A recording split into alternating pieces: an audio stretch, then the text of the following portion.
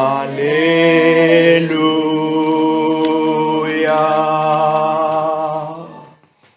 Alléluia.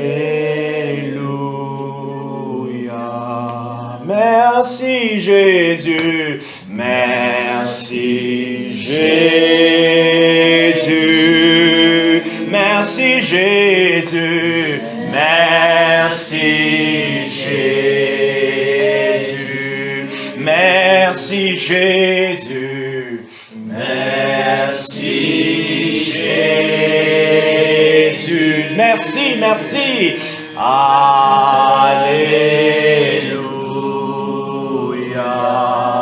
Nous t'adorons. Nous t'adorons. Encore une fois ce matin, nous t'adorons. Nous t'adorons. Nous t'adorons. Alléluia. Alléluia. Je te reçois. Je te reçois. Je te reçois. Je te Rupata la laissé. Oh, je te reçois. Je reçois ta grâce. Je reçois ta paix. Je reçois ta puissance. Je reçois l'Esprit de Dieu en action sur moi. Je reçois la guérison. Je reçois ta main, Seigneur, qui se pose sur moi. Je reçois la liberté, la délivrance. Je reçois la vision de l'Éternel. Je reçois la vision de la croix. Je reçois la victoire de la croix. Oh, Salapalati, je te reçois pour ma liberté. Je te reçois pour ma liberté, Seigneur. Je te reçois en tant qu'ami. Je te reçois en tant que personne proche. Je te reçois en tant que le Dieu de gloire. Je te reçois en tant qu'exalté. Je te reçois. Oh, nous recevons celui qui est mort et ressuscité. Nous recevons celui qui est vivant. Nous ne recevons pas simplement celui qui est un homme, mais nous recevons aussi Dieu. Il est l'image du Dieu invisible, le premier-né d'entre les morts, le premier, appelé à être pour tout et en tout, le premier. Oh, nous recevons l'alpha et oméga. Oh, nous recevons la révélation. Il est la révélation d'Apocalypse. Oh, il est le Fils de l'homme. Il est l'ancien des jours. Il est l'ancien des jours. Nous recevons Jésus. Oh, nous te recevons, Seigneur, avec ce cœur humble. Saint-Esprit, merci de nous donner ce cœur humble qui reçoit le Père, qui reçoit le don du ciel. Dieu pouvait dire, écoutez-le, celui-ci est mon fils bien-aimé. Oh, je prie que nos cœurs ce matin prêtent attention à l'Esprit de Dieu. Je prie que nos cœurs ce matin prêtent attention au Saint-Esprit qui nous révèle Jésus.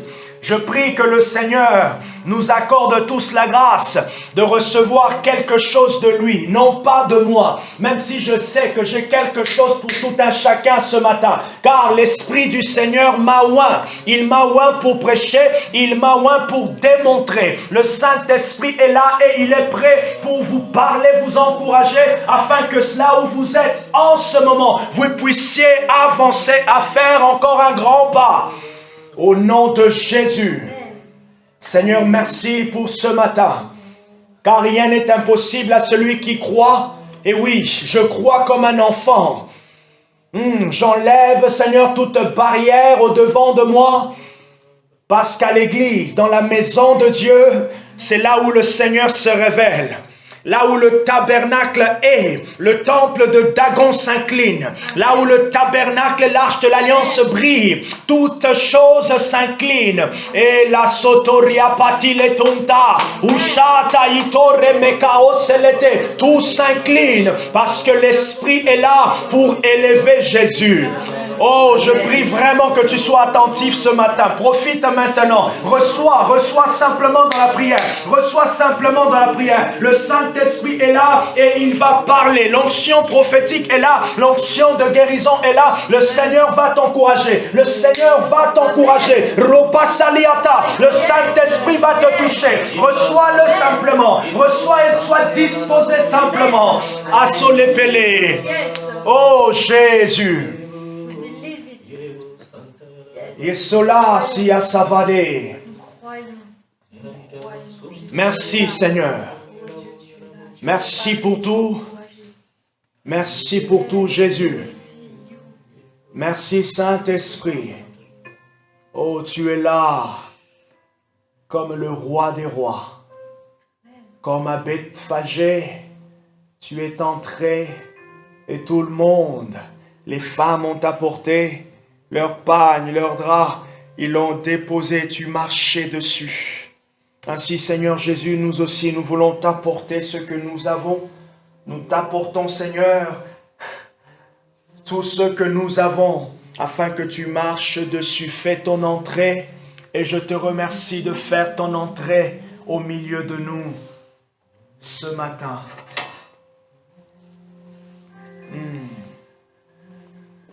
Alléluia.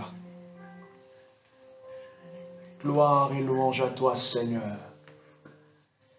Oh. Oh, yala sandelele satuai. Alléluia. Amen. Oh, Dieu est bon. J'aimerais nous encourager, mais en même temps, j'aimerais nous encourager, mais en même temps, j'aimerais nous emmener au défi. Si ce n'est pas à l'église où vous vous attendez à Dieu, je vous pose la question, où allez-vous vous attendre à lui?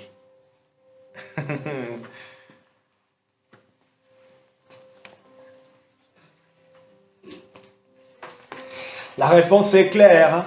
Si ce n'est pas à l'église où on vient trouver la force, si ce n'est pas au milieu des saints, si ce n'est pas entre là où tous sont assemblés, Jésus dit, à combien plus fort, enfin, où allez-vous trouver? Où encore allons-nous être fortifiés? En tout cas pour ma part, et je t'encourage aussi Rodrigo, et je nous encourage tous à être conscients qu'à l'église, je dois toujours trouver quelque chose. Voilà pourquoi je vais prier pour le pasteur, je vais prier pour l'église, je vais prier pour tout le monde. Et moi aussi, je vais prier pour vous, pour que lorsque vous venez, vous rencontrez Dieu qui me oint dans le secret pour vous. Si ce n'est pas l'église où vous pouvez trouver une parole de consolation, où est Dieu? Si le Dieu de la Bible ne sort pas, il ne se démontre pas, alors, je vous assure, vous êtes en train de lire des histoires et c'est comme la revue La Presse, c'est comme la revue le New York Times, c'est comme les Échos, c'est comme la Croix. Vous avez lu et vous mettez de côté. Ça vous a pris 15 minutes, 10 minutes et c'est bon. Une information, paf, j'ai rempli mon devoir. Mais avec Dieu, ce n'est pas ça. Avec Dieu, lorsqu'on lit quelque chose, on lit la parole, Dieu, on le rencontre. Abraham n'avait pas Dieu dans la Bible, mais Abraham avait fait l'expérience de Dieu dans un rêve. Il a fait l'expérience de Dieu entre Genèse 12 et Genèse 15 ou 17. Je crois 3 fois, ou à peu près 4 fois, Dieu s'est révélé à Abraham. Genèse 12, Genèse 15, Genèse 17. Minimum, je suis gentil, c'est au moins 5 ans. Mais je pense que c'est 2 fois peut-être Genèse 12, Genèse 17. On a peut-être une période de 10 ans, 15 ans. Un rêve où Dieu s'est révélé. Mais un seul rêve, il a gardé la mémoire. Un seul rêve est resté, c'est resté ancré. Paul, dans 2 Corinthiens, dans 2 Colossiens, il parle d'être enraciné en lui. Et l'apôtre Paul toujours dit dans 1 Corinthiens chapitre 2, le verset 4 au verset 5, afin que votre foi, ma parole et ma prédication ne reposaient pas sur un des discours persuasifs. En tout cas, je fais l'effort et je continue à prier, à persévérer. Je ne veux plus être un discoureur et je vous encourage aussi. Je ne veux plus être un discoureur. Je veux que nous tous, nous puissions rencontrer le Dieu de la Bible. Nous puissions être fortifiés. Lorsque nous avons le cœur lourd, lorsque nous avons un problème, j'aimerais entendre Dieu qui me parle et me dit, Anne-Marie, je sais pas, mais je viens de faire ma sieste et pendant ma sieste, je me voyais en train de te parler et voilà ce que j'étais en train de te dire. Ah bon? Jean-Marc, tu ne sais pas, mais juste là, il y a juste 10 minutes, 5 minutes. Je viens de finir avec Marine, elle vient de me raconter ça. Elle vient de me raconter ça. On regardait un film, il y a de cela 1 an et demi, la période à la sortie Covid, on regardait un film et il y avait une personne, en fait, il se levait chaque jour le matin, il était croyant, et chaque jour le matin il se levait et Dieu lui disait ce qu'il devait faire. Et quelqu'un qui avait suivi le film avec nous, il a dit, ah c'est trop beau quand même, hein, franchement. Ça dépassait tellement, vous imaginez, chaque matin, dans son moment avec Dieu, Dieu lui parle et lui dit, bon, aujourd'hui tu vas faire ça, ça, ça. C'était tellement surnaturel, tellement fou, que la personne, c'était mieux pour lui de dire, ah, franchement, c'est un peu trop quand même, quoi. Vous savez, des fois, on veut tellement rester quelque part avec Dieu, au fait, dans notre vie chrétienne, là où on se dit, bon, trop surnaturel, trop connecté là, ça c'est un peu gênant. Je préfère un peu être dans ma logique. Je préfère être un peu dans notre... ça me convient comme ça. Et ce qui est fou, c'est que il y a quelque chose de fou, quelque chose de profond qu'on manque. Et ça se voit lorsqu'on sera face à un besoin, à un réel besoin, lorsqu'on sera confronté à quelque chose. Des fois, peut-être lorsque l'ennemi ou les problèmes de la vie, il y aura comme des combats, des choses surnaturelles qui vont commencer à s'acharner sur nous et on est désemparé. Pourquoi désemparé? Parce que le témoignage de Dieu est superficiel dans nos vies. C'est mon introduction. Paul il dit, ma parole et ma prédication ne reposaient pas sur des discours persuasifs de la sagesse, mais sur une démonstration d'esprit et de puissance. Il dit, là c'est là maintenant le but. C'est pas juste de la démonstration pour que Marie tombe, elle est tombée. Ok, j'ai prophétisé, ok, mais il dit, afin que votre foi ne soit pas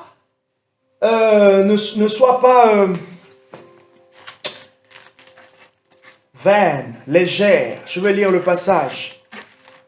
1 Corinthiens, afin que votre foi ne soit pas fondée sur la sagesse. Ok, je me suis un peu trompé. Afin que votre foi ne soit pas fondée sur la sagesse des hommes, mais sur la puissance de Dieu. 1 Corinthiens, chapitre 2, le verset 4 au verset 5. Et hier, je priais pour nous, je priais pour moi. J'ai dit, Seigneur, bâtis ma foi. Build up my faith. Bâtis ma foi. Bâtis la foi de l'Église. Une foi bâtie, une foi construite. Personne d'entre nous ici, lorsqu'il va dans un appartement, il se pose la question des fondations. Lorsque nous sommes entrés ici, personne, ce que vous avez regardé, c'est, oh, c'est beau la salle, mais personne ne se posait la question si les fondations sont... Ouais. Si, oui, on devrait.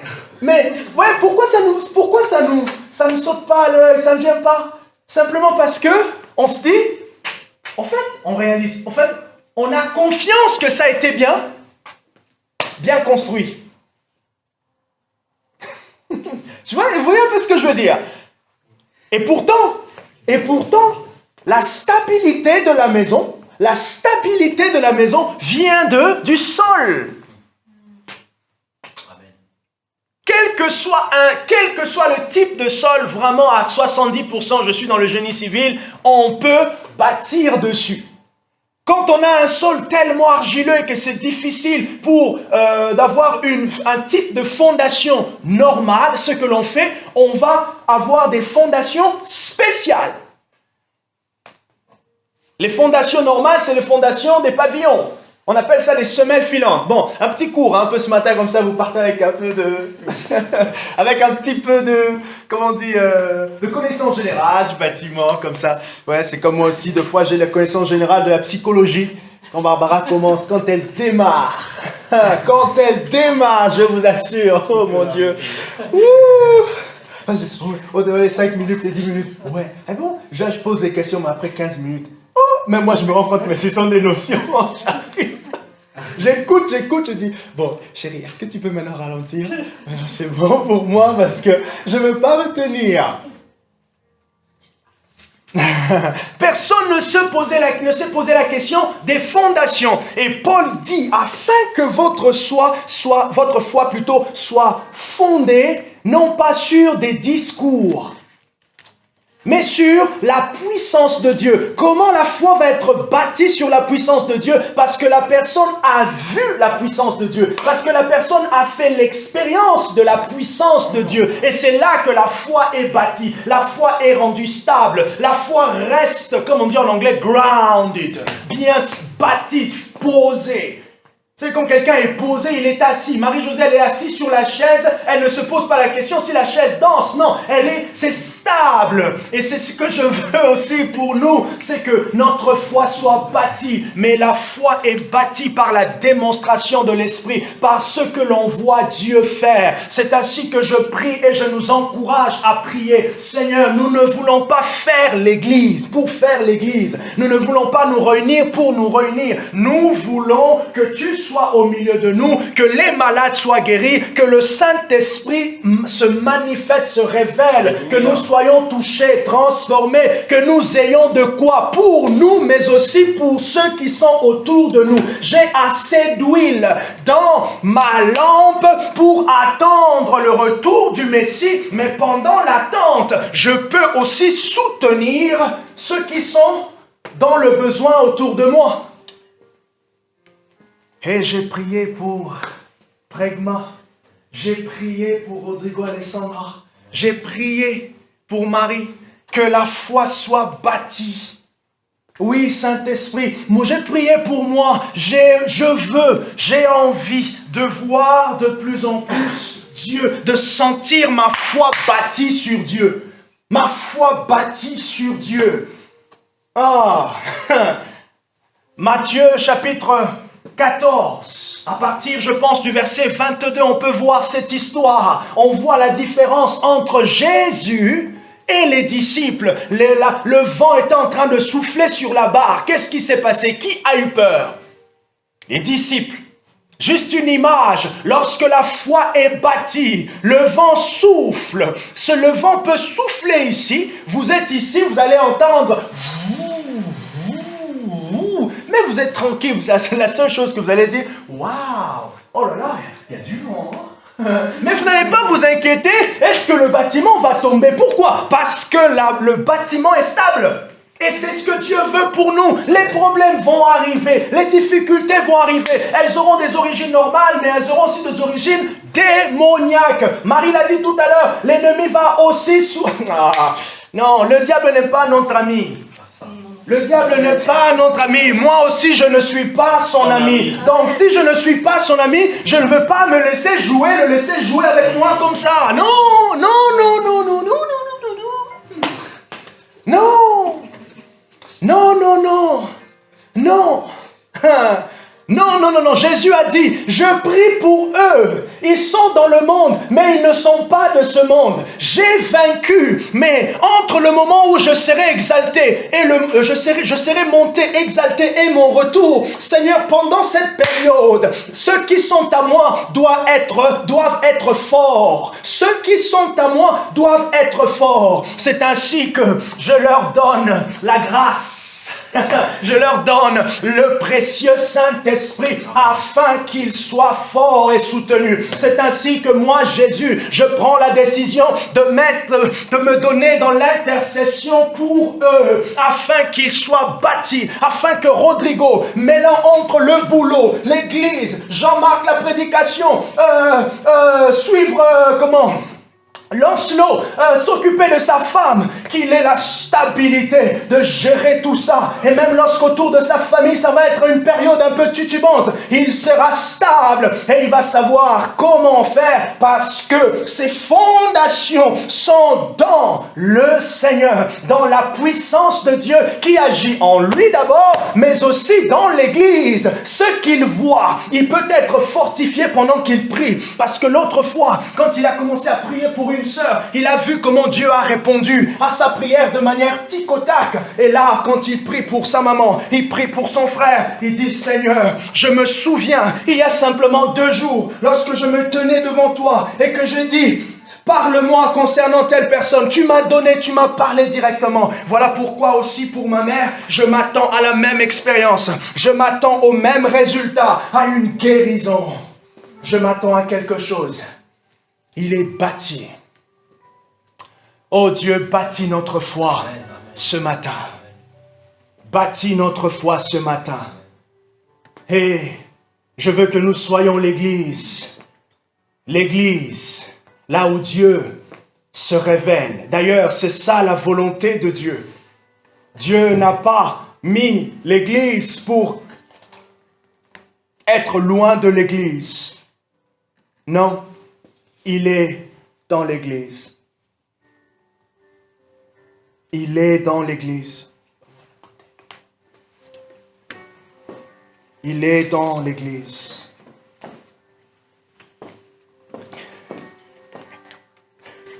Il veut que nos cœurs soient fortifiés.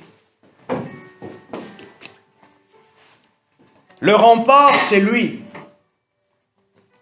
Nous tous, nous voulons et nous avons besoin de Dieu. Je vous ai parlé le mercredi de la denrée rare. En prenant le texte d'Ézéchiel 22, verset 30. Dans ce texte, Dieu est à la recherche d'un cœur. Dieu est à la recherche d'une personne. Dieu est à la recherche d'un certain type de personne. Et c'est avec ces genres de personnes qu'il fait affaire. C'est avec ces personnes-là qu'il vient se révéler pour les autres. Et on voit dans les versets d'avant, à partir du verset 27, toujours dans Ézéchiel 22, le verset 27, on voit comment la classe, le peuple d'Israël, les prophètes, les sacrificateurs, les rois et le petit peuple, il n'y avait personne qui s'occupait de la loi de Dieu. Il n'y avait personne qui s'occupait, il n'y avait plus personne qui s'occupait de ce que Dieu avait donné. Oh, c'est fou de remarquer, vous savez, j'ai envie de dire, toute crise, en tout cas sur le plan spirituel, a généralement et souvent les mêmes causes. Lorsqu'il y a une décadence spirituelle, il y a toujours, souvent les mêmes causes. Vous allez remarquer. Le péché. Quand le péché est là, tôt ou tard, il va vous affaiblir. Et ce qui est faux, c'est que la puissance du péché, c'est que ça amène la séduction. Imaginez, j'ai pas une bonne vie, une vie cachée, que ma femme et personne, vous le connaissez. Vous voyez, oh, le pasteur Jean-Marc, quand il presse, c'est beau. Qu'est-ce que vous êtes en train de voir? Vous êtes en train de voir le don que Dieu n'a pas enlevé. Mais la séduction maintenant de Jean-Marc, c'est qu'il va poser sa vie avec Dieu par rapport au don. Et pourtant, ce qui fortifie l'expression du don, c'est la vie cachée avec Dieu. C'est la marche cachée avec Dieu, la marche personnelle. Et tôt ou tard, puisque Dieu est amour, il dit, bon, mon petit, t'as pas écouté, je vais t'arrêter maintenant. De là, d'un autre côté, le diable a dit, mais lui, il m'a donné tellement la possibilité, ben je frappe. Un peu comme les frappes russes en ce moment. Allez, il frappe. Et qu'est-ce qui se passe? C'est pas peut-être le bon exemple, mais quand il frappe, paf, un scandale. Le scandale arrive et tout le monde est surpris. Mais les dimanches, je me sentais encouragé. Oui, tu étais encouragé par le don. Et le pasteur était séduit par le don et non pas la qualité de la vie intérieure. Et ce qu'on voit dans la Bible avec les enfants d'Israël, la décadence spirituelle était toujours et souvent le résultat de quoi? Le résultat que le peuple a oublié l'élément essentiel, Dieu dans sa parole. Ils ont oublié les principes, les préceptes de Dieu. Ils se sont écartés peu à peu. Et ce qui est fou, c'est que ça n'arrive pas toujours du jour au lendemain, ça arrive petit à petit. Petit à petit. Et ce qui est bizarre, c'est que la première fois, on a le témoignage de l'esprit de repentance qui agit. La deuxième fois, l'esprit de repentance. La troisième fois, l'esprit de repentance. La quatrième fois, on commence à se dire, bon, je n'arrive plus à m'en sortir, alors je reste dans ça. On commence maintenant à dealer, à faire avec. Et ça, c'est maintenant la compromission qui vient. Et le diable aime bien la compromission. Je prie pour vous, je prie pour nous, que partout où il y avait une forme de compromission, que cela soit ôté au nom de Jésus. Amen. Que cela soit chassé au nom de Jésus. Dieu n'aime pas, Dieu ne veut pas la compromission. Vaut mieux encore que tout soit à nu devant lui et que je dis, Seigneur, regarde, j'ai lutté, j'ai encore chuté, je suis encore là, mais parce que je sais il y aura ma victoire.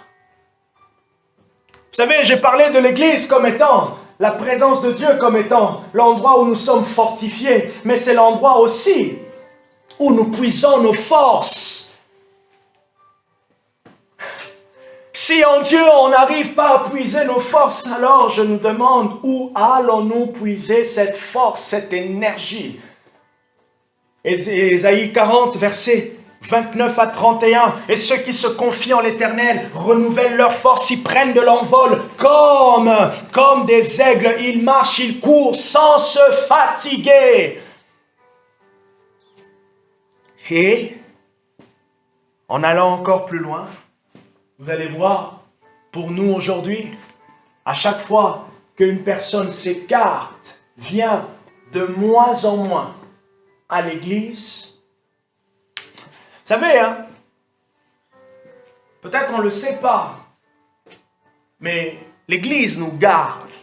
La fréquentation de l'église nous garde d'une certaine manière. Ça nous garde. Dieu est là et ça nous garde. On s'écarte un tout petit peu.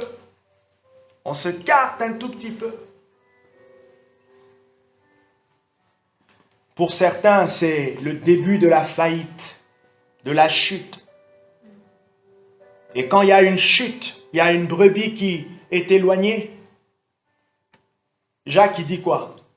Il y a quelqu'un qui rôde comme un lion, qui cherche qui dévorer. Mais non, j'aimerais que nous soyons cette église qui prions pour les uns pour les autres. J'aimerais que nous soyons cette église qui nous soutenons les uns les autres. Que nous soyons cette église qui intercédions pour les uns pour les autres. Et que chacun de nous dise, je ne viens pas pour plaire à Jean-Marc. Je ne viens pas pour satisfaire Rodrigo. Mais je viens d'abord pour Dieu. Mais aussi et après, pour moi, pour que je sois fort et avancé avec le Seigneur.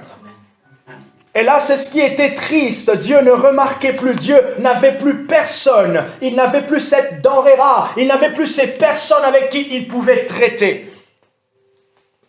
Ézéchiel 22, verset 30 dit, « Je cherche parmi eux un homme qui les protège. » Une image de l'intercession, un homme qui les protège.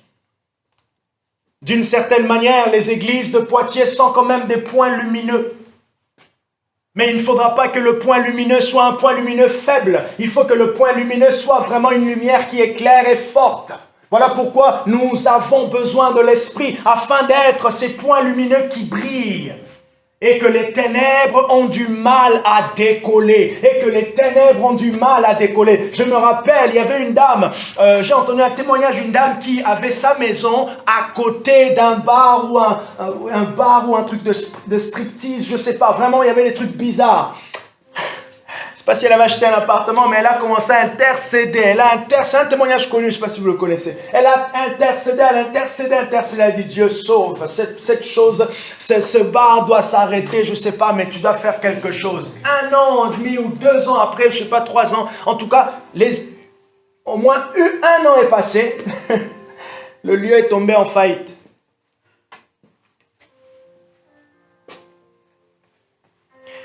Paul dit que l'église est la colonne et l'appui de la vérité. Les églises de Poitiers sont cette colonne et l'appui de la vérité. Mais nous ne devons pas simplement rester sur cette vérité. Nous sommes appelés à saisir cette occasion et continuer à étendre le sceptre de notre puissance. À étendre, élargir notre influence dans la ville. Afin que le péché, les cœurs se tournent vers le Seigneur. J'ai dit que les caractéristiques des hommes et des femmes que Dieu recherche sont des personnes consacrées. C'était la première caractéristique que j'ai donnée le mercredi. La deuxième caractéristique, des personnes qui se donnent en sacrifice vivant pour lui. La troisième caractéristique, des personnes obéissantes.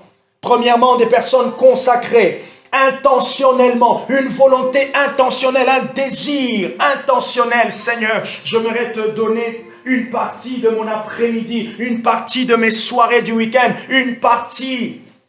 Vous savez, si vous voulez vraiment Dieu, ça va vous coûter, ça va vous demander de vous réorganiser, ça va vous demander de se positionner. À un moment, en fait, ce n'est pas Dieu. En fait, Dieu vous attire. Il a fait le premier pas. Il est à l'initiation. Et le deuxième geste, c'est maintenant à vous de pouvoir répondre. Pour cela, Paul pouvait dire, le Romains chapitre 10, le verset 10 à 12, la parole est dans ta bouche. Elle est près de toi, près de ton cœur. Si tu confesses le Seigneur Jésus de tout ton cœur qu'il est Dieu, mais tu seras sauvé. La parole est près de toi. Comment se fait-il que la parole est près de toi? Parce que tu as entendu. Parce que tu as entendu. Et dès le moment où tu as entendu, tu es face au jugement. Le jugement, maintenant, tu peux choisir. Alors choisis, décide-toi. Parce que lorsque la personne a entendu, Dieu fait toujours en sorte qu'il y ait un choc. Un choc, qu'il y ait une décision, que la personne se pose la question, qu'est-ce que je fais? C'est ainsi que Jacques peut nous dire, c'est être fou lorsqu'on est devant, on a écouté la parole et qu'on ne la met pas en pratique. C'est comme quelqu'un qui s'est regardé. Et après, lorsqu'il est parti, en fait, à quoi je ressemble? Il a oublié son visage. En tout cas, je sais à quoi je ressemble. C'est pour ça, si quelqu'un me dit « Ah tiens, j'ai vu quelqu'un qui te ressemble, je regarde. » Pas trop. Je connais la forme de mon nez. En ce moment, j'ai un petit bouton ici.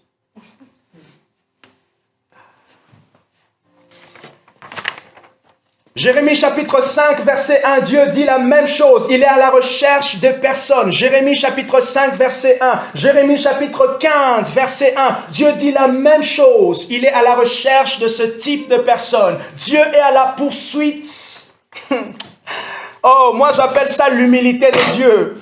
Il pouvait nous toucher sans nous. Il pouvait agir sans nous. Il pouvait sauver sans nous. Il pouvait guérir sans nous. Mais il a dit non, Jean-Marc, j'aimerais faire cette chose avec toi. Es-tu prêt maintenant? J'aimerais toucher avec toi. J'aimerais parler à Marie avec toi. Est-ce que tu es prêt, Jean-Marc, à prier et à entendre ma voix? C'est comme hier, j'étais en train de prier. J'ai l'impression, j'ai entendu quelque chose pour toi, Prégma. J'ai l'impression aussi, je discuterai tout à l'heure avec Anne-Marie. J'ai l'impression de voir quelque chose aussi pour ton fils Matthieu, ainsi que Marine.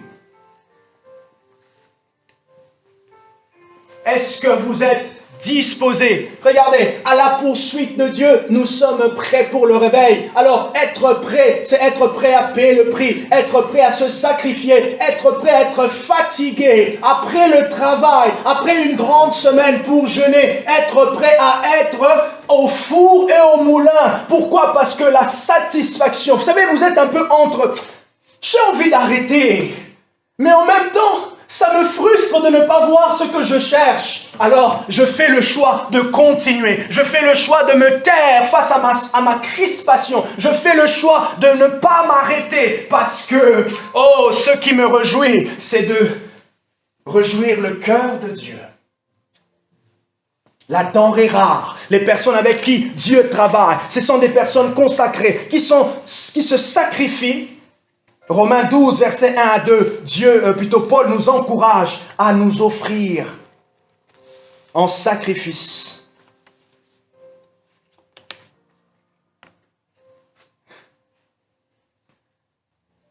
Barbara me dit toujours, tu sais, quand tu pries,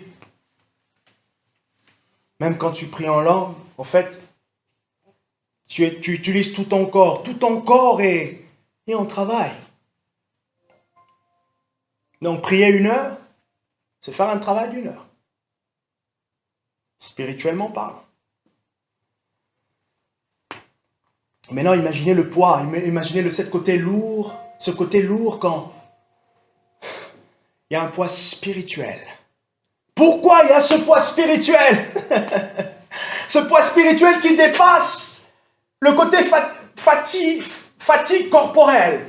Il y aura un poids spirituel lorsque je vais vouloir me sortir de ma zone de confort pour aller un peu plus loin, faire un petit pas de plus. Je vais sortir un peu de ma zone de confort. Je vais sentir comme si tout le monde me regarde et me dit « Hey, tu arrêtes, hein? Tu arrêtes. Hein? Tu arrêtes. » Pourquoi? Parce qu'ils ont peur, ils savent. Ils savent que lorsqu'il y a une décision comme ça, lorsque la personne, troisièmement, j'ai dit, la personne est obéissante.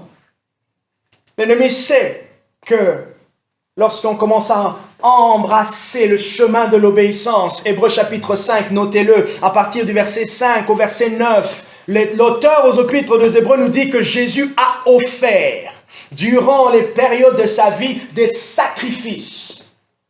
Gethsémane nous montre comment Jésus était sous le poids de la chair, sous le poids de ce qui allait venir. Et il ne s'est pas restreint en tant que fils de Dieu pour simplement, il a dit, Père, je sens, si tu peux éloigner de moi cette coupe, mais non pas ma volonté, mais la sienne, la tienne. Il a offert durant les périodes de sa vie. Hébreux 5, verset 9.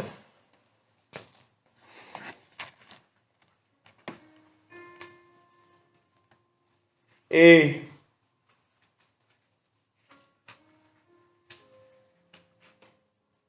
je me réjouis de quelqu'un ce matin qui s'est dit, je me sens vraiment pas bien. Je ne pense pas que je viendrai. On a trouvé ça dommage, mais on l'a encouragé. Viens, si tu peux. Et elle s'est pris son courage à deux mains. Elle s'est dit, je viens. Et elle est sortie victorieuse. Victorieuse.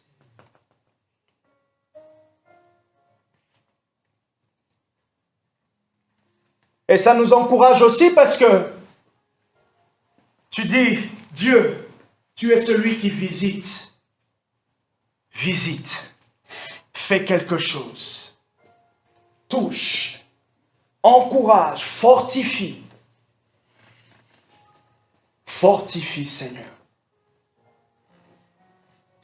Quatrièmement, les caractéristiques des hommes que Dieu recherche, ils sont humbles de cœur. S'il y a une chose que Dieu est, oh là là, le verbe haïr, c'est des personnes orgueilleuses. Jacques, chapitre 4, nous dit cela. Il en a horreur. Vous savez, quand vous n'aimez pas une nourriture ou quelque chose, juste l'odeur. Écarte ça, écarte. Dieu aussi, les personnes orgueilleuses, ils se retirent. Les hommes que Dieu recherche sont des personnes humbles de cœur. Dans cette humilité, ces personnes reconnaissent leur situation, ils reconnaissent leur position, ils reconnaissent là où ils sont, ils reconnaissent leur manque, ils reconnaissent leur incapacité, ils reconnaissent qu'ils ne peuvent pas aller plus loin s'il n'y a pas continuellement cette force venant de Dieu. Alors il s'incline et dit, Père, ce que tu me montres, c'est vrai, c'est beau, c'est encourageant, mais pour y arriver, à la poursuite de Dieu, nous sommes prêts. Et vous croyez que ça sera avec notre propre discipline? Non. Il faut qu'il y ait une énergie spirituelle, une énergie de l'esprit. C'est pour cela que je prie pour nous. Et d'ailleurs, je vous encourage à participer à la semaine de prière. There must be an energizing. Il doit y avoir cette énergie spirituelle, le Saint-Esprit qui fortifie intérieurement, il fortifie chaque jour. J'ai remarqué par moments où j'ai la volonté, je suis en train de penser dans la voiture au retour, quand j'arrive, je vais prendre un bon moment de prière. Oh là là, j'ai l'impression que Dieu va me visiter. Oh, j'ai l'impression vraiment, là, tous les anges, le ciel, c'est en train de sauter. Quand j'arrive, je pars, je descends de la voiture. On dirait que tous y sont partis. La motivation, la force, tout est parti. Cette flemme qui vient là, cette flemme qui vient casser l'élan. Oh, je prie que Dieu puisse te donner encore cet élan ce matin. Que l'élan continue. Et pour être fort, pour garder l'élan, il faut obéir, se laisser conduire par l'esprit. Oh là là, c'est encore des concepts ça. Bon, de manière pratique. Pendant que j'étais dans la voiture, j'avais l'élan. C'est vrai, peut-être Dieu qui me poussait à cela. J'arrive à la maison, je fais tout ce que j'ai à faire. Et quand je me pose, la fatigue me dit, coucou, je suis là aussi. Il vient se poser aussi à côté de moi. Et on dirait que moi, je suis sur la chaise, mais lui, il est sur le canapé. C'est lui qui profite plus. Et il est en train de m'envoyer des mauvaises ondes. Et là, je me dis, waouh, est-ce que je continue? Ou est-ce que je dis à Dieu simplement, tu comprends, je suis un peu crevé aujourd'hui. Franchement, la journée, j'ai eu à lancer beaucoup de pratiques. Mais en même temps, tu m'avais beaucoup motivé. La fatigue te dit, écoute, pas grave, tu peux récupérer demain. D'ailleurs, tu sais que tu as un trou, non? Tu as un trou de 1h30. Tu as un trou de 1h30 entre juste la fin, là, vers 15h et 17h30 à ta réunion. Non, tu as un trou, tu peux. Je t'assure, tu peux. Et tu pourras le faire. Tu peux même rentrer à la maison. Et d'ailleurs, même, tu sais, Jean-Marc avait dit, tu peux rentrer, tu peux prier en langue pendant la voiture. Il vous propose des scénarios possibles qui sont bien, qui sont vraiment intéressants. Ok, pas de problème. Bon, Seigneur, vraiment, merci beaucoup, tu m'as motivé. Je pense que demain, ça serait, ça serait faisable. Et demain, vous avez l'imprévu qui arrive à la dernière minute, votre patron, je sais pas moi, vous prenez la tête avec votre épouse, je sais pas, il y a quelque chose qui vient, qui se présente encore pire que lundi. Et c'est parti, fais partie. La manière la plus simple, c'est simplement, même sous cette fatigue, je m'assois simplement. Ok? Je m'assois et je dis à Dieu, corporellement, je suis fatigué. Ma journée pèse dans mon cœur, dans mon élan. Mais je me tiens quand même ici. Vous savez pourquoi on n'arrive pas? Souvent, c'est qu'on veut...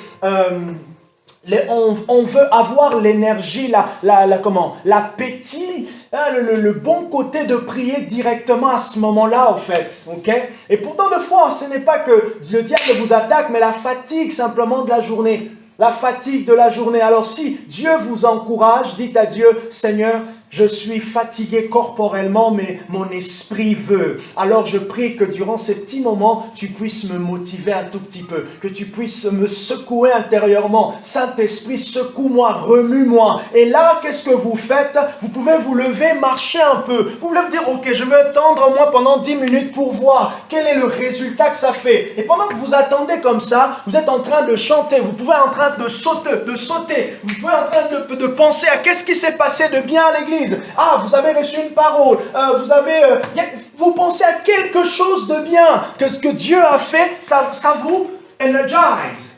Ça vous donne de l'énergie intérieure. Et là, vous êtes en train de voir si la petite flemme là du début, là, quand vous voulez commencer à prier, va partir ou pas. Si vous sentez diminuer, continuez encore. Dites, vous avez prévu 30 minutes, allez-y un tout petit peu 15, 20 minutes, regardez. Vous allez voir, quand vous arriverez à 30 minutes, vous allez avoir envie de continuer 15 minutes. Et souvent, c'est à la fin, là, à la fin, qu'on dirait que tu as les portes qui s'ouvrent. Souvent, c'est ça. Mais deux fois aussi, vous sentez que dès le départ, il y a cette énergie. Mais ce qui est beau, c'est qu'à chaque fois, vous sortez victorieux, vous allez comprendre, vous allez avoir aussi la force de toujours être victorieux. Une victoire sur la tentation nous donne de plus en plus de force. C'est pour cela j'encourage tout le monde à ne pas faiblir à la premier faux pas. Humble de cœur. Cinquièmement, ils meurent à eux-mêmes. Ils meurent à eux-mêmes. 2 Corinthiens chapitre 4, verset 12, l'apôtre Paul dit, la mort agit en nous, mais la vie agit en vous. Pour que je puisse prier et que Dieu puisse me parler. Vous savez, des fois, ça demande beaucoup de sacrifices. Imaginez que je travaille toute la semaine, j'ai tout le programme de la vie et je dois me concentrer pour avoir un culte, permettre à Dieu de pouvoir passer par moi. C'est là que ça demande maintenant, ça te demande à toi de pouvoir faire des sacrifices. Permettre à Dieu, tous les samedis pour l'instant, je prends le temps de prière à partir de 22h. Et là, je me concentre pour écrire aussi si je n'ai pas encore écrit le message. Je prends un petit moment. Et des fois, la réflexion commence depuis le lundi. Pas lundi. Pour dimanche, je ne me complique pas la tâche. C'est après mercredi. Jeudi, je commence à penser à dimanche. Et quand on passe aujourd'hui, quand je finis ici, je commence à penser à mercredi. Et si c'est Rodrigo qui prêche, du coup ça me libère, je pense à prier pour lui et je pense moi aussi à profiter pour moi. Ouais. Vous voyez un peu? Et je vous encourage à prier pour les uns pour les autres afin que chacun puisse, comme Paul a dit, nous sommes tous le membre les uns pour les autres étant membres du corps de Christ afin que nous soyons bénis. Nous mourrons à nous-mêmes. Peut-être ça va nous emmener à réduire. Ah, j'ai un repas, une soirée. Je vais peut-être aller, mais je vais rentrer. Il faut que 22h, je sois à la maison pour que j'ai le temps de dormir, pour revenir être frais le matin parce que je dois chanter. Ça va peut-être me demander que je puisse faire peut-être ma soirée, profiter avec mes amis peut-être plus tôt dans l'après-midi, à midi, pour que je puisse... Parce que ce jour-là, je suis au programme, que le samedi, j'ai peut-être un moment un peu tranquille, parce qu'aussi, je vais prier, mais je veux aussi être avec mon mari à un moment. Donc, j'organise tout ça. Je meurs à moi-même. Je fais certains sacrifices. Les caractéristiques des hommes que Dieu recherche, des personnes consacrées, des personnes qui se sacrifient à eux-mêmes, des personnes qui sont obéissants, qui sont humbles de cœur et qui meurent à eux-mêmes. Sixièmement, ce sont des intercesseurs. Genèse chapitre 18, le verset 19 à 31. Ils prient pour les uns, pour les autres. Ils prient pour l'autre. Genèse 18 nous montre comment Abraham était à l'intercession pour Sodome et Gomorrhe. Mais il y avait qui dans Sodome? Il y avait Lot. Il a intercédé. Il a prié. Il a prié. L'intercession. C'est pour cela que Dieu dit, je cherche une personne qui se tienne à la brèche. L'intercesseur se tient à la brèche. Il est au poste. Quand vous avez un vigile, quand vous le cherchez, vous devez le trouver là où il est. Et Dieu veut trouver l'Église à son poste. Et quel est le poste de l'Église? C'est d'être la lumière du monde. C'est d'être des intercesseurs. Jésus n'a-t-il pas dit dans Matthieu chapitre 9 de pouvoir prier au maître de la moisson qu'il puisse envoyer des serviteurs? Seigneur, nous avons besoin du réveil. Alors envoie des serviteurs, loin déjà nous qui sommes là, et envoie aussi d'autres. On a besoin. Qu'est-ce qu'il a fait? Poutine, il voulait mobiliser à peu près combien? 200 000 ou 300 000 personnes en plus de l'armée. Combien de temps après? Pratiquement plus de 6 mois ou 8 mois après. Mobiliser encore quelques personnes. Et Jésus nous donne la vision de Dieu. La vision de Dieu pour la moisson, c'est qu'il faut qu'il y ait des ouvriers. Et enrôlement, embauche. J'étais content d'entendre quelqu'un me dire la dernière fois, vendredi, qu'il a l'impression que tout ce qui est orateur, on dirait que même qu'il se sent appelé à servir Dieu. Je dis, waouh, depuis que je suis en France, entendre ça des jeunes, c'est nouveau. C'est nouveau. Je vous laisse au bon moment voir la surprise de ce que Dieu va faire. Intercesseur, je prie, nous prions pour les uns, pour les autres. Les personnes que Dieu recherche, ce sont, septièmement, des personnes qui ont la foi en Dieu. Oh, j'aime la foi. J'ai dit tout à l'heure que Dieu puisse construire notre foi. Et nous lisons dans Hébreux 11, les hommes de foi.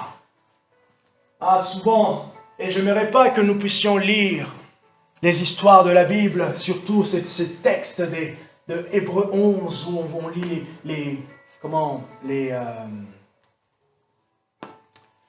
prouesses, les exploits d'Abel, les exploits de Moïse, les exploits d'Abraham, qu'on les lise comme si nous, on ne pouvait pas. On a le même esprit. Ils font partie de la multitude de témoins qui nous ont précédés. Ils sont des exemples pour nous. Des hommes de foi. Mais la foi est un muscle qui se construit, qui se bâtit dans la parole de Dieu, qui prend sa source dans la parole de Dieu, qui grandit parce qu'on voit la démonstration de la petite semence. Jésus nous défie et nous dit, si ta foi est semblable à un grain de sénévé, tu diras à cette montagne, déplace-toi d'ici et va te jeter dans la mer. Une foi semblable à un grain de sénévé. Et souvent, pour nous, nous voulons que la foi soit plus grande pour faire des grandes choses. Et pourtant, Jésus nous dit le contraire. C'est avec la petite que tu feras la grande. La petite foi que tu feras des grandes choses. Oh, ça c'est le mystère de la sagesse de Dieu. Car il prend des choses viles, vaines de ce monde pour confondre la sagesse des sages. 1 Corinthiens chapitre 2, à partir du verset 18 jusqu'au verset 32. La foi en Dieu. Les hommes que Dieu recherche, ils ont la foi. La ferme assurance des choses qu'on espère. Hébreux 11, verset 1. La ferme assurance des choses qu'on espère, une démonstration de celles qu'on ne voit pas. Mais au-delà de ça, après la foi, ils ont maintenant un style de vie où la prière est le style de vie. La prière est le style de vie. Huitièmement, avant-dernier, la prière est le style de vie. Oh. Faut que je chute. La prière est le style de vie. J'ai deux portables qui ne sont pas à moi, du coup je ne sais pas où est-ce que je peux regarder l'heure.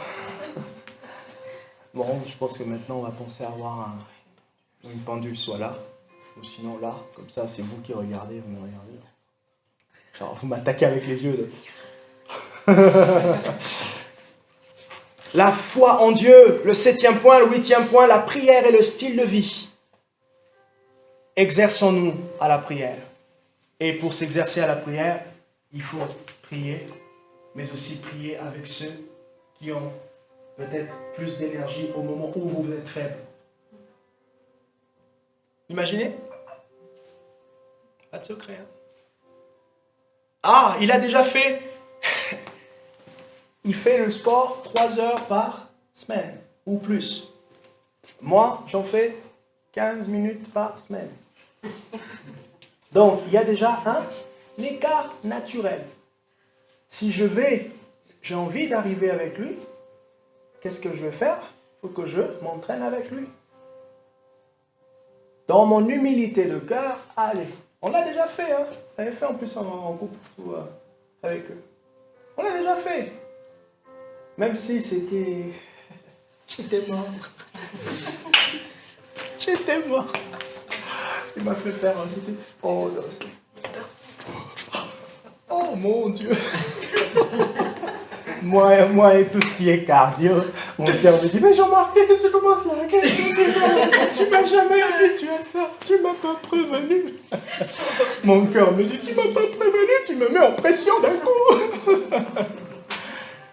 Donc, je viens travailler avec ceux qui travaillent déjà continuellement. Et aussi, maintenant, du coup, ceux qui travaillent continuellement, peut-être, eux, ils vont pas aller dans leur rythme, mais ils vont essayer de m'emmener. C'est pour cela, la vie d'église, les temps de prière de l'église sont aussi des moments où tout le monde vient faire des efforts. C'est une heure. Ah, j'ai du mal, il y a un moment où, à 15 minutes, j'arrive pas. Oh là là, ok, tiens, il a démarré, oh, c'était fort. Oh, mais ok, à un moment, là où moi je m'arrête, l'autre est en train de continuer. Qu'est-ce que je dis? Je profite maintenant, je dis Amen. Oui, Jésus, Amen. Oui, Jésus, Amen. Oui, je suis en accord. Oui, l'autre, elle continue. Oui. Tu es en train de dire oui. Et tu es là pendant 1 heure, tu as prié 1 heure. Dans ton effort, c'était 15, mais ce jour-là, tu as arrêté à 15. Et peut-être des fois, dans 15, là, quand tu t'arrêtes 15 minutes après, c'est pour que tu prends une pause de 5-10 minutes. Tu reprends encore 15, ça veut dire que tu as fait 30. Pendant 1 heure, tu as fait 30 minutes. Et maintenant, si tu persévères comme ça, ben, la prochaine fois, dans 3 mois, si aussi tu es courageux, audacieux, eh ben, tu verras que tu vas faire plus. Donc, on commence toujours petit. On commence toujours quelque part. La prière est un style de vie et en dernier, les personnes que Dieu recherche sont des porteurs de fardeau. Alors je vous pose la question, quel est le fardeau de Dieu que vous portez? Qu'est-ce que Dieu dépose dans vos cœurs? Les personnes que Dieu recherche sont des porteurs de fardeau. Ils ont un fardeau, il y a quelque chose qui bouillonne en eux, il y a quelque chose qui brûle en eux. Et c'est cette chose qui brûle en eux qui leur pousse maintenant à se consacrer, à se donner en sacrifice, à être obéissants si Dieu leur parle, à être humbles de cœur parce qu'ils veulent y arriver. Ils savent qu'ils n'ont pas toutes les données. Ils disent, ok, puisque Dieu me dit, fais ça, je vais le faire, alors je meurs à moi. Et ils se disent, j'intercède et je prie et je dois avoir la foi parce que Dieu écoute les prières. Dieu écoute les prières. Porteurs de fardeau. Que le Seigneur dépose un fardeau dans votre cœur et que ce fardeau illumine votre vie. Que ce fardeau vous donne une disposition nouvelle pour Dieu. Les porteurs de fardeau, ils ont quelque chose. Ils peuvent porter le fardeau des autres aussi. J'ai peut-être dans ma vie, peut-être pas à quelque chose de particulier. Mais à ce moment-là, pendant 1 semaine, je porte Lancelot dans mon cœur. J'ai comme l'impression que je me sens attiré toujours à prier pour lui. Alors je prie pour lui, je prie pour lui, je prie pour lui. Déjà ça, c'est un langage spirituel. Je ne sais pas ce qui se passe, mais j'intercède. Comme Abraham, Genèse 18, je me tiens là à la brèche pour lui, pour le protéger, pour le ceinturer spirituellement. Je vous encourage, vous tous qui priez pour les autres, quand vous intercédez pour ces personnes-là, ce que vous êtes en train de faire spirituellement, vous créez une ceinture, vous les ceinturez de vos paroles bénissantes, vous les ceinturez de l'atmosphère spirituelle qui se dégage du lieu secret où vous êtes avec Dieu. Et vous êtes en train de créer ce barrage spirituel. Et le diable ne passera pas. Ou carrément s'il est dedans, vous l'enfermez. Et donc, qu'est-ce qu'il va faire? Il va dégager. Il va dégager. Et c'est ce qui se passe là dans l'atmosphère de la prière, lorsque des fois les démons se manifestent parce qu'ils sont pris au dépourvu. Ils ont enchaîné les gens et ils croyaient que c'était toujours comme ça allait rester comme ça pour toujours. Alors là, caught in a trap, comme on dit en anglais. Caught in a trap.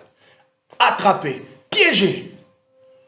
Ceinturons nos familles, ceinturons nos bien-aimés, ceinturons-nous les uns les autres avec des prières d'intercession. Seigneur, je prie que la flamme de l'Église, la flamme de Rodrigo, on peut baisser nos têtes, on va simplement prier avec moi et je vais terminer notre culte. Je ceinture ce matin toute personne présente. Je ceinture quelqu'un de ma famille. Dites à Dieu, je ceinture telle personne de ma famille. Je ceinture telle personne qui est malade. Je ceinture telle personne qui est dans telle situation. Dans le nom de Jésus.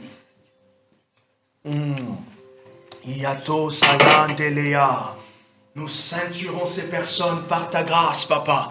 Nous les ceinturons par ta grâce. Au nom de Jésus, merci de les bénir, merci de les soutenir, merci Seigneur de les aider à avancer, merci Seigneur de les aider, merci de les transformer pendant que je suis en train de prier pour eux. Oh, je te vois Seigneur, je vois la transformation que tu veux produire dans leur vie. Je m'attends, Seigneur, à ce langage, à ce retour de ta part. Je m'attends, Papa, à ce soutien. Je m'attends, Seigneur, à voir l'exaucement. Je m'attends à voir cette transformation. Dans le nom de Jésus, nous ceinturons la ville et nous nous attendons, Seigneur, à des opportunités pour annoncer l'évangile. Nous nous attendons à des conversions. Nous nous attendons à des guérisons. Nous nous attendons, Seigneur, à cette transformation. Nous nous attendons à l'influence et à la lumière qui brille, qui s'agrandit dans la ville, au nom de Jésus. Et ceux qui sont malades, qu'ils soient guéris. Amen.